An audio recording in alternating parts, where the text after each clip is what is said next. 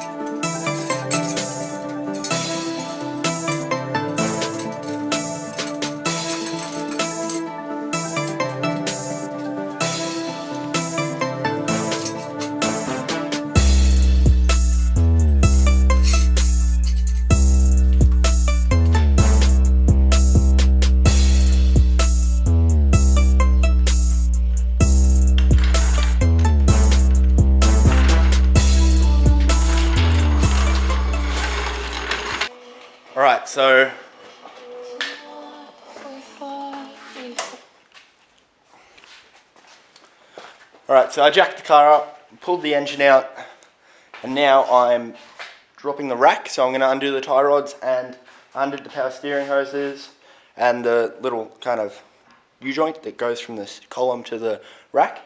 And now I'm just going to undo the bolts that mount it to the chassis and the ones that are on the steering knuckle, the tie rod. And I'll drop that and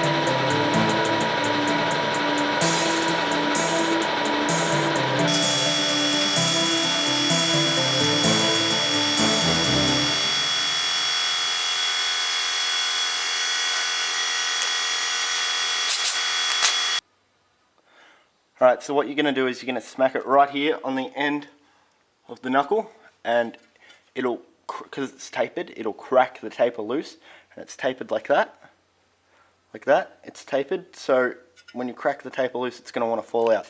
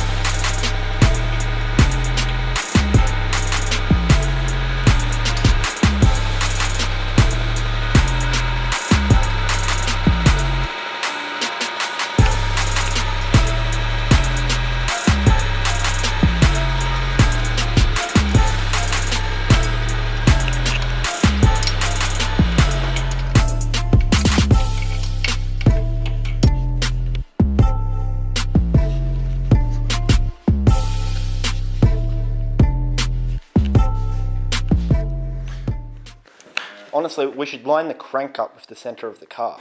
Well, it is. Yeah, that's what I mean. It is. The top of the engine's a bit across, but the crank pulley's directly lined up. Down there everywhere.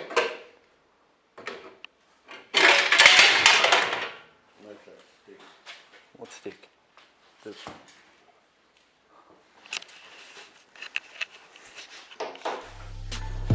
Buckets.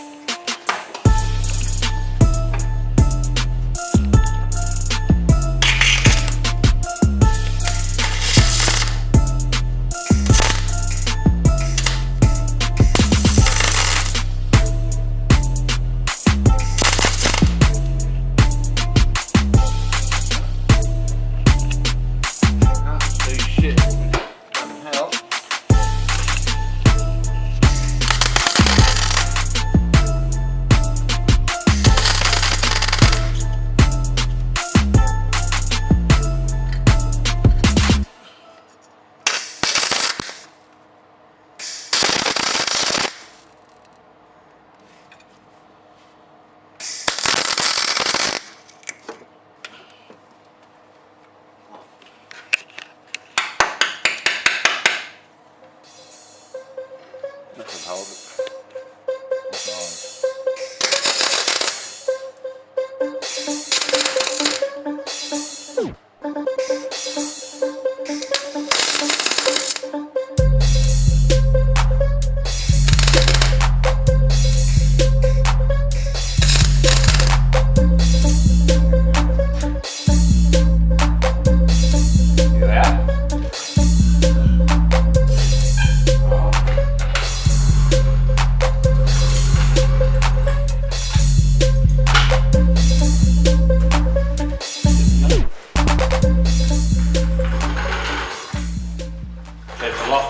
The engine's a lot more kind of level in the car.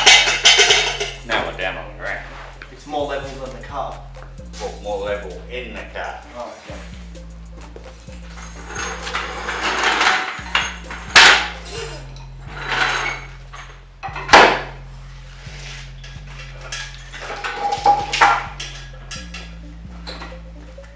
Take the channel for you.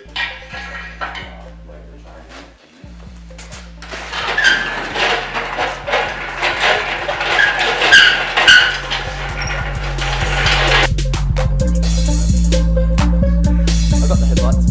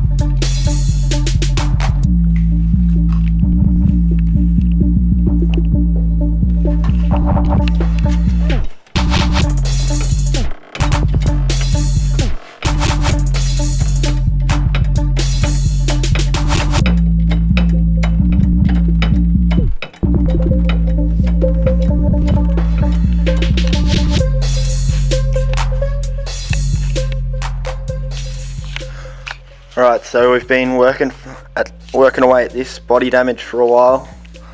I cut open the boot and got to the skin and made it the right shape. Yes, I know it's not fucking flat, but the boot's the right shape, so we could tell how far this quarter panel was pushed in, because we didn't know because of how fucked up the boot was. So I straightened out the boot, and now it hits down there, and you can tell there's a kink here. There's a kink right here, and all this part is sucked in that way. So the bottom has to come out that way, and the top has to come out this way. The bottom has to come out more than the top. But if I do this, it does shut.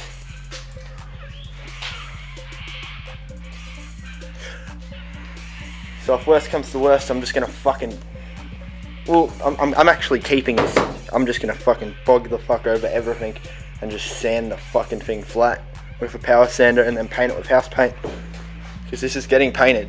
And yeah, well, the engine's tacked in place where it needs to be, so we can build engine mounts from it.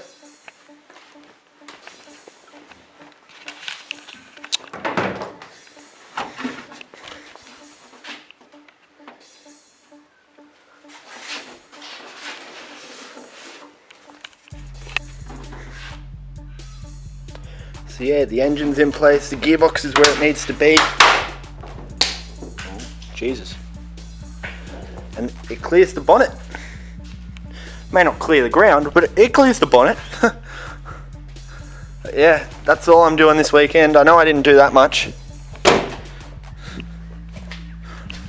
All I really did was cut the subframe and tack the engine in and fix this a bit. But, oh, I only have like one day every 2 weeks to work on this, so I may not get much done, but it'll get there eventually. It's not a, I don't know, like it's registered till July, so I'd like to get it on the road before the rego runs out. I'll renew it, but I'd like to get it on the road before it runs out anyway. It's kind of my goal, July 20th, to get this thing driving, at least moving under its own power. But yeah, would have helped a lot if we didn't drive it into a tree with no engine in it. Not under its own power, but like, it is what it is, and I can't do anything about that. So yeah, that's all I'll be doing for this weekend. It's Saturday Arvo now. I may do a little bit later tonight on the back, on the rear end, and try and get that tail light to fit a bit better.